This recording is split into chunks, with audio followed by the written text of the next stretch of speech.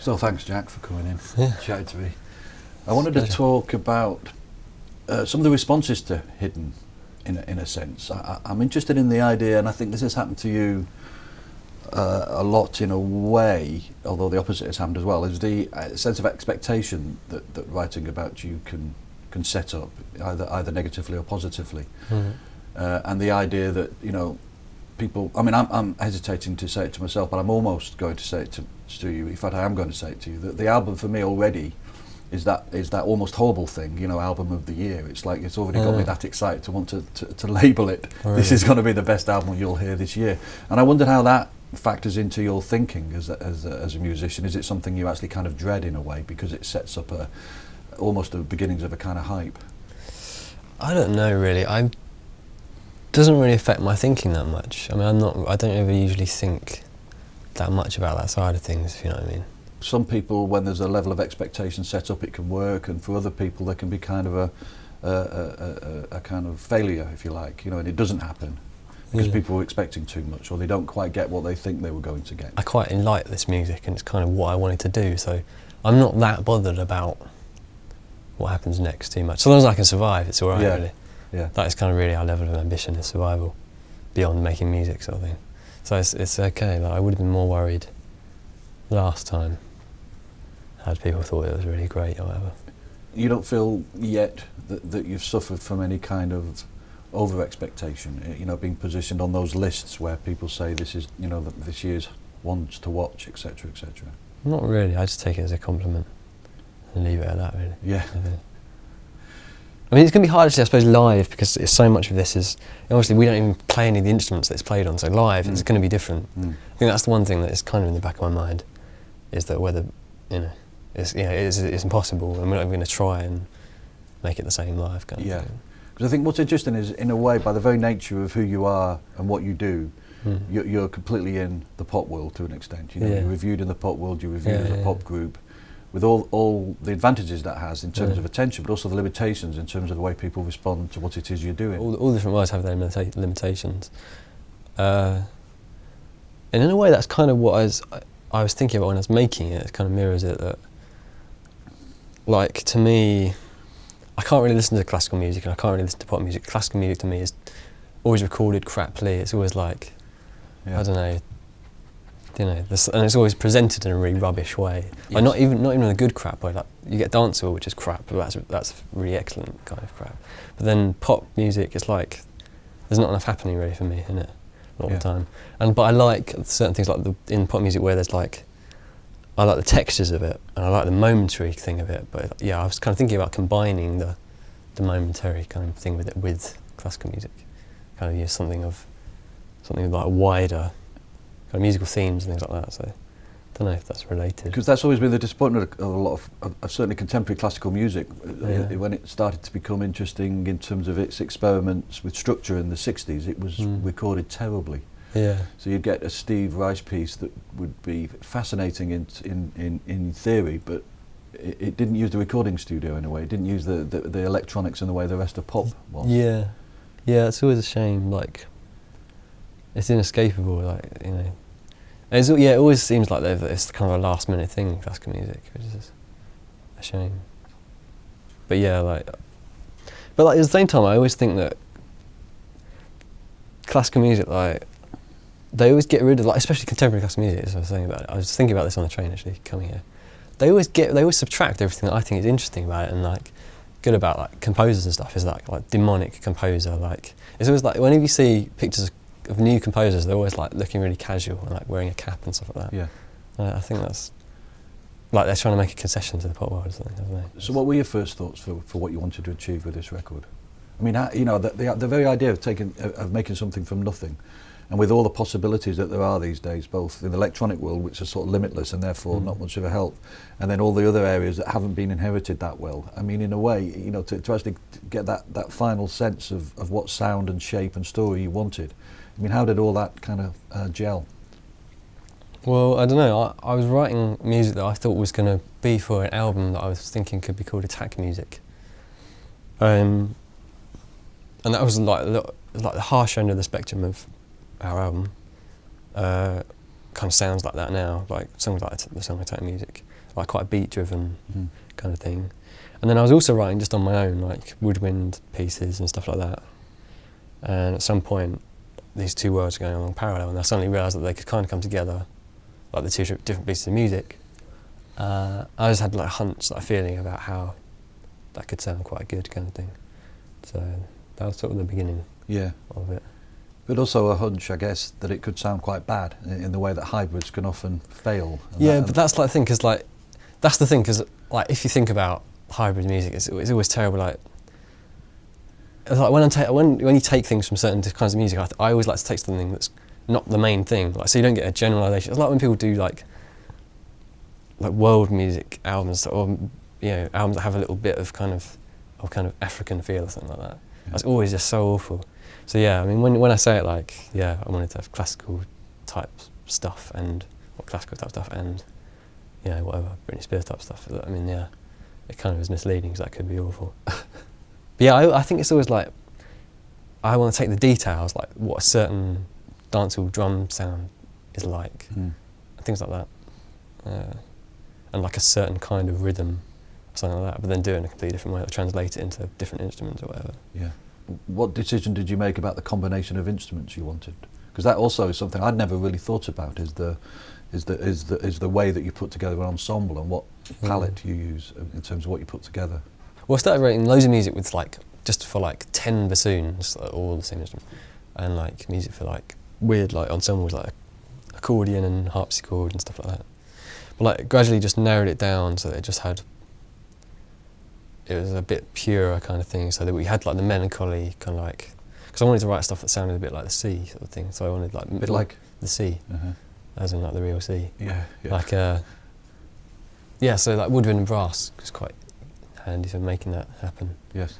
But also sub bass for the dancehall-y stuff and the dubby type, not dub, but and then also kind of more other dancehall-y stuff where it's the kind of crappy sort of presets, and also kind of post Neptunes-y kind of sounds. I'm wondering how hard it is to ensure that doesn't become one of those ugly kind of hybrids, and traditionally in a lot of English rock music or British rock music, there's been occasional attempts to put the two things together, and certainly one of those attempts led to the entire history of prog rock, which your album sort of echoes and has ghostly referrals to, Van de Graaff Generator and things like that, Soft Machine and Matching Mole, but you don't end up with that horrible sort of ELP Genesis thing. I just knew how it could happen, kind of thing. It wasn't like I was especially thinking, while I was writing it, I can make a hybrid between these two forms. That kind of came later when I realised I was doing it. Yeah. It's more all this stuff about the hybrid is more like a way of talking about just kind of the music I had in the back of my head. It just sounded, I just felt like I knew how I can make it sound quite good. Yeah. I don't know. But yeah, I do like some prog. I play a lot of prog drums. Mm-hmm. I can play along to a lot of Van de Graaff Generator. Yeah. That's more just, I find it funny and enjoyable. And also that sense of the way you use sound, almost like it's a radio play, not in a sort of sound art way, a sonic art way, but just as if it's almost like something from the 1940s atmospheric play. Whether it's the choir or the sword sound, these kind of little details that go on. Yeah, I mean, I always think when I watch films and stuff, there's always these incredible sounds in sword fights and stuff like that in films, and I was wondering why those sounds aren't in music. And there are actually technical reasons why it doesn't work that well and everything, but we managed to get it in there. And that was also part of my Britney Spears idea when I was thinking about that, kind of these really the beats made up of the sounds of kind of sword fights happening, but not kind of chopped up or anything, but the actual sword fight happening, sort of singing over the top of it. Yeah. And we didn't have Britney Spears obviously, so I had to sing instead. Do you find yourself responding to the newer kind of music in whatever genre it's in, because it's offering you surprise and a possibility of something new? I mean, I usually only like music that's either brand new or ancient kind of thing. Mm-hmm. Anything, with the exception of a few things. I don't like anything basically between 1960 and probably 2005 or whatever. Everything between those years is... You don't like anything? Not really, no. Well, I suppose there are exceptions, but and like preferably nothing further back. Probably about 1600 is the cut-off point. Everything before that is good. Yeah. Everything after is rubbish, really. Up until about 2005, I'd say. Is that based on listening a lot or just listening superficially? I mean, I listen to music quite a lot, just kind of enjoy it. I'm not like I don't know that much about whatever. But you know, like I don't know. There's a point in music history where everything went wrong from like I don't know, like Beethoven onwards kind of thing to me. Until about and then I like some certain sounds of pop music from like America. Yeah. The past 10 years or so. And tell me a little bit more about the ancient, because I think there's an ancient quality to the group that's really fascinating. So on one hand, it's you know all the fashion and all the you know NME stuff and stuff that seems obvious, but it's the mystical ancient side that's actually seems more interesting. I just enjoy like music like William Byrd and stuff like that. That's what I listen to, kind of thing. Like, but yeah, it's like there's one song that I deliberately wanted to make sound ancient on our album, which is Orion. But that's, I don't know if that's a different thing to what you're on about, but just with like the children, I wanted to make it sound like children singing from like a ancient civilization kind of thing. Yeah. And what would be the ideal for how you perform? Us live. Because how are you going to do it? Well, because we can't afford to like have 13-piece woodwind and brass and stuff and a children's choir or whatever. So it's going to be a lot of smoke and mirrors, like sampler, laptop, stuff like that. Yeah. Stuff like that. But in an ideal world, I mean, I suppose we'd play with all that stuff. Yeah. We're going to actually in London on our London shows. Who are you going to play with? I mean, we're going to get like we just got some of the musicians that played on the album kind of thing coming along. So. And what does it sound like without it, or do you have it as backing tape? Do you still have it? No. You see, we try and get a good band. Like we want to make as much of it played by us as possible. The thing is, like, what we tried to do before is make it all played by us, like Triggin or whatever by us. But then we're all like, it's really difficult because it's like it looks like we're not doing anything, we're actually doing loads of stuff. Yeah. Whereas, actually, it's kind of better to have some stuff running off a laptop that someone can adjust sometimes, but then like, whatever, 3 people playing the drums at the same time. Yeah. Like, it just looks more gesture or whatever. Yeah. But it's hard, yeah. Tell me about the mix stage of the record, because that must have been a key area where you had the areas that you wanted, and then to put them together. What kind of decisions did you make at that stage? Well, kind of the funny thing is, because when we recorded it, it was all so composed that basically recording was just filling in the blanks kind of thing. Like we had the songs structures sketched out or whatever in software or whatever, and then it was really just filling in the instruments. It was like a kind of military operation kind of thing. Like we do all the bassoon and one day all the contrabassoon. So when we got to mix it, like everything was there, like exactly how it should be. But in fact, it was mixed by Dave Cooley, who's from LA, and had mixed Jay Dilla and MF Doom and various other good hip hop people, like Stone Through hip hop people. And that was like something to try and, because we had all these like beautiful recordings that was mostly like that audio, the quality of it is mostly down to Graham Sutton.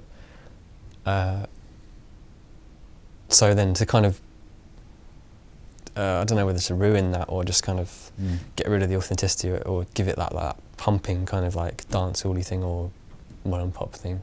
We got Dave Cooley, so he could, make like these really colossal kind of sub bass and stuff like that. So that was the main decision. Like I had kind of suggested that ages before, and it's like probably quite a big risk because in hip hop or whatever, there's singing and a beat or whatever, vocals and a beat. But now there's like on We and War, it's like there's like 500 tracks or whatever of different things. So in a lot of ways, it sounded really terrible. Like it didn't sound very good to begin with. But then he got more and more used to, adjusted to it, kind of started to work. Yeah, there's loads of risks like that. I mean, they could have gone horribly wrong. Because I think that's what I love about it so much, is that I've always had this emptiness that classical music sounds so awful. Even the great stuff that's on ECM, somehow it still feels like a paste. It doesn't have that sonic kind of distinction. And then on this, you get that sudden sense of, for me, of the newness of this is how it could be. Yeah. and it can have all the presets and it can have all those sounds we're familiar with, but by the very nature of having that other stuff, it suddenly becomes incredibly surreal and fabulous. Yeah, I'm pretty pleased with the actual sound of the wood and the brass though. It's like, yeah. I mean, the way classical music is recorded is depressing at times. Well, anyway, thank you, Jack. Oh yeah, it was really wonderful. Thank you.